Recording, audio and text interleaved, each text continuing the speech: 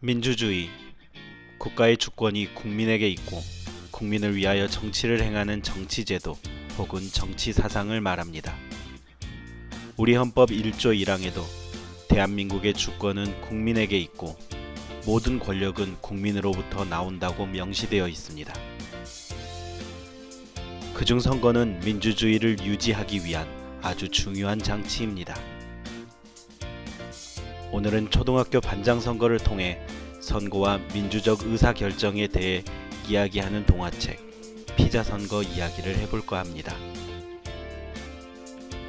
4학년 2반의 반장 선거가 열렸습니다. 후보는 모두 5명. 아빠가 국회의원인 왕재수 왕미나, 3학년 때까지 계속 반장을 놓치지 않은 김지훈, 춤 잘 추는 인기인 강우연, 공부 잘하고 내로라 하는 모범생 모태욱, 그리고 언급결에 추천을 받은 우리의 주인공 한여름. 5명의 후보는 일주일 동안 정정당당하게 선거운동을 한 후 반 아이들의 표를 얻어야 합니다. 그런데 여름이는 갑자기 후보에서 사퇴한다고 발표합니다. 도대체 무슨 일일까요? 치열한 선거를 앞두고 왕미나가 여름이에게 은밀히 접근합니다.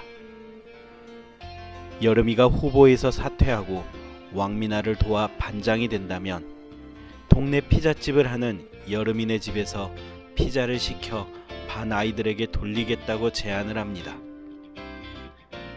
여름이는 장사가 안 된다 걱정하시는 부모님의 얼굴이 떠올랐습니다. 결국 미나의 솔깃한 제안을 받아들여 후보를 사퇴하고 왕미나를 도와주기로 한 것이죠.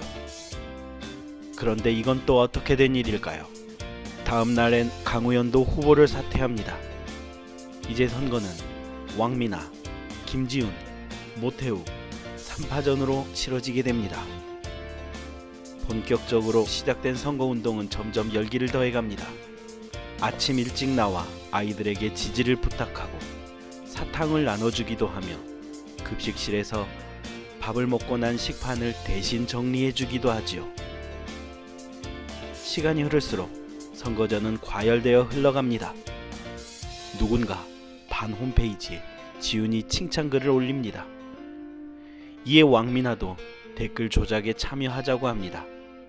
사실인지 아닌지는 중요하지 않아 악플을 달자는 것이었죠. 깨끗해야 할 선거는 악플 전쟁으로 혼탁해집니다. 그렇게 치열한 선거운동의 결과 왕미나가 반장에 당선됩니다. 하지만 왕미나는 여름이와의 약속을 지키지 않습니다. 왕미나의 엄마가 여름이네 집 대신 대형마트의 피자를 반에 돌린 것이지요. 배신감에 떨던 여름이는 중대한 결심을 하고 반 아이들 앞에 섭니다. 이번 반장 선거에 부정이 있었다며 양심 고백을 하는 것이지요. 사실을 알게 된 선생님과 아이들은 이 문제를 해결하기 위해 긴급 학급 회의를 엽니다. 자, 과연 4학년 2반은 이 부정선거를 어떻게 처리할까요? 그리고 민주사회에서 진정한 리더는 어떤 모습이어야 할까요?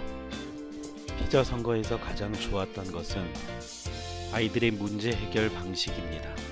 아이들은 부정선거를 한 왕미나를 단순히 책망하지만은 않습니다.